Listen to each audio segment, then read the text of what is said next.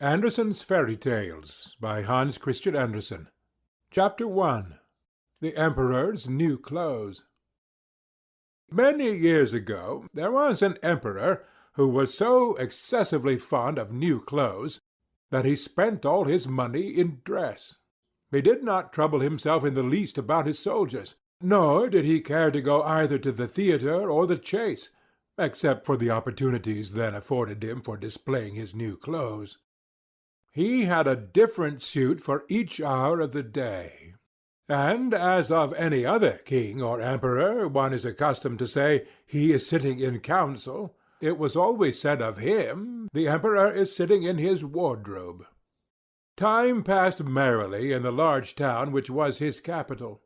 Strangers arrived every day at the court. One day 2 rogues, calling themselves weavers, made their appearance. They gave out that they knew how to weave stuffs of the most beautiful colors and elaborate patterns, the clothes manufactured from which should have the wonderful property of remaining invisible to every one who was unfit for the office he held, or who was extraordinarily simple in character. "These must indeed be splendid clothes," thought the emperor. "Had I such a suit, I might at once find out when men in my realms are unfit for their office, and also be able to distinguish the wise from the foolish. This stuff must be woven for me immediately." And he caused large sums of money to be given to both the weavers in order that they might begin their work directly. So the 2 pretended weavers set up 2 looms, and affected to work very busily, though in reality they did nothing at all. They asked for the most delicate silk and the purest gold thread, put both into their knapsacks, and then continued their pretended work at the empty looms until late at night. "I should like to know how the weavers are getting on with my cloth," said the emperor to himself, after some little time had elapsed. He was, however, rather embarrassed when he remembered that a simpleton, or one unfit for his office, would be unable to see the manufacture. To be sure, he thought he had nothing to risk in his own person, but yet he would prefer sending somebody else to bring him intelligence about the weavers and their work before he troubled himself in the affair. All the people throughout the city had heard of the wonderful property the cloth was to possess, and all were anxious to learn how wise, or how ignorant, their neighbors might prove to be. "I will send my faithful old minister to the weavers," said the emperor at last, after some deliberation. "He will be best able to see how the cloth looks, for he is a man of sense, and no one can be more suitable for his office than he is." So the faithful old minister went into the hall where the knaves were working with all their might at their empty looms. "What can be the meaning of this?" thought the old man, opening his eyes very wide. "I cannot discover the least bit of thread on the looms." However, he did not express his thoughts aloud. The impostors requested him very courteously to be so good as to come nearer their looms, and then asked him whether the design pleased him, and whether the colors were not very beautiful, at the same time pointing to the empty frames. The poor old minister looked and looked. He could not discover anything on the looms. A very good reason. That is, there was nothing there. "What?" thought he again. "Is it possible that I am a simpleton? I have never thought so myself, and no one must know it now if I am so. Can it be that I am unfit for my office? No, that must not be said either. I will never confess that I could not see the stuff." "Well, Sir Minister," said one of the knaves, still pretending to work, "you do not say whether the stuff pleases you."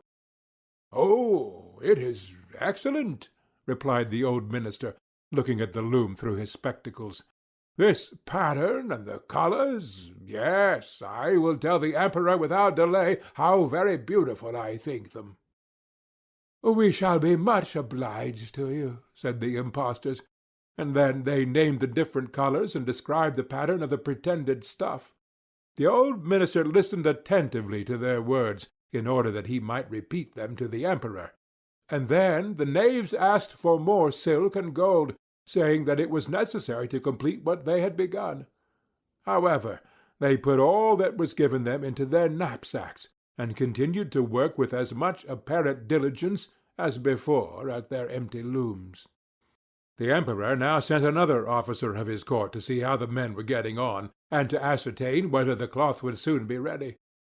It was just the same with this gentleman as with the minister. He surveyed the looms on all sides, but could see nothing at all but the empty frames.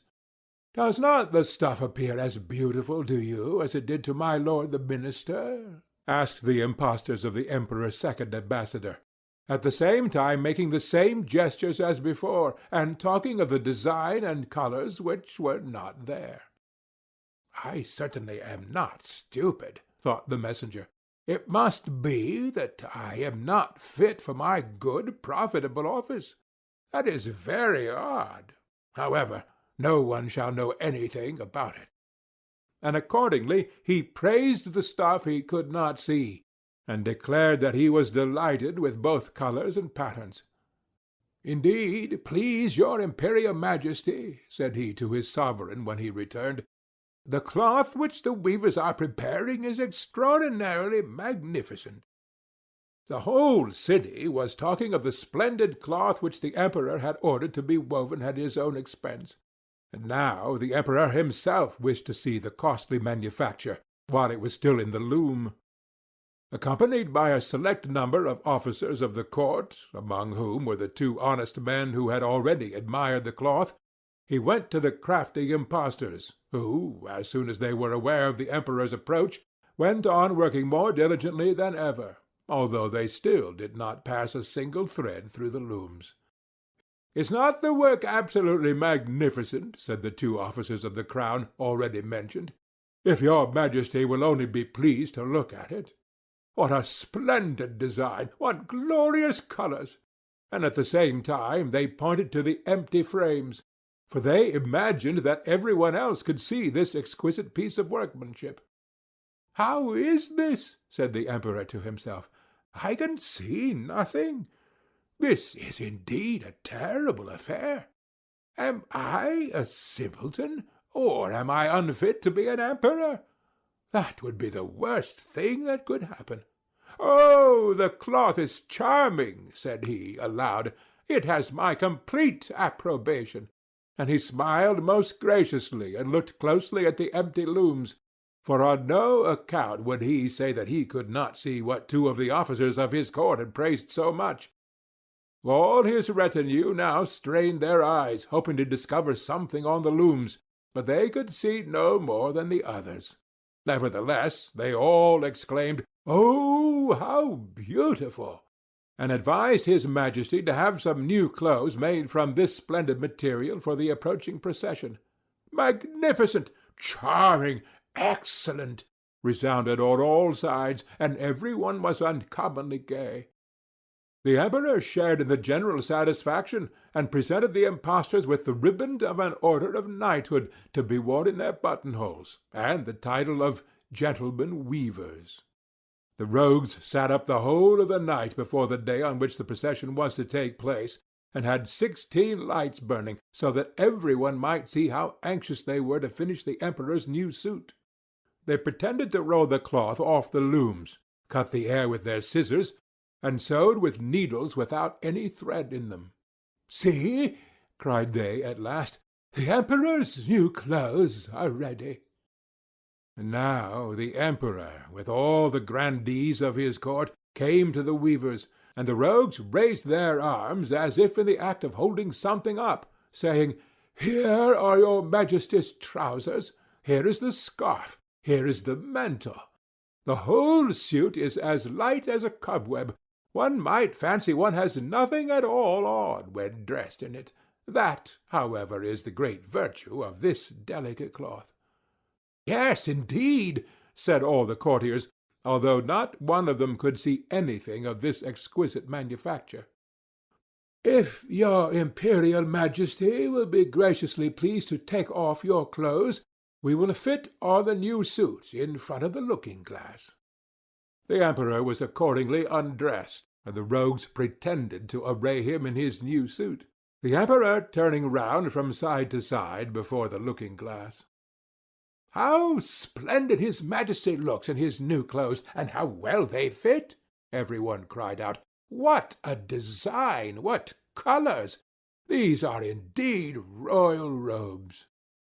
"The canopy which is to be borne over your Majesty in the procession is waiting," announced the chief master of the ceremonies. "I am quite ready," answered the Emperor.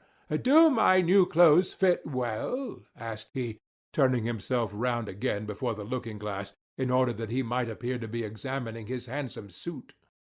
The lords of the bedchamber, who were to carry his Majesty's train, felt about on the ground, as if they were lifting up the ends of the mantle, and pretended to be carrying something, for they would by no means betray anything like simplicity or unfitness for their office. So now the Emperor walked under his high canopy in the midst of the procession, through the streets of his capital, and all the people standing by, and those at the windows, cried out, "Oh, how beautiful are our Emperor's new clothes! What a magnificent train there is to the mantle, and how gracefully the scarf hangs!" In short, no one would allow that he could not see these much-admired clothes, because, in doing so, he would have declared himself either a simpleton or unfit for his office. Certainly, none of the Emperor's various suits had ever made so great an impression as these invisible ones. "But the Emperor has nothing at all on," said a little child. "Listen to the voice of innocence!" exclaimed his father, and what the child had said was whispered from one to another. "But he has nothing at all on!" at last cried out all the people. The Emperor was vexed, for he knew that the people were right. But he thought the procession must go on now, and the lords of the bedchamber took greater pains than ever to appear holding up a train, although, in reality, there was no train to hold. End of the Emperor's New Clothes.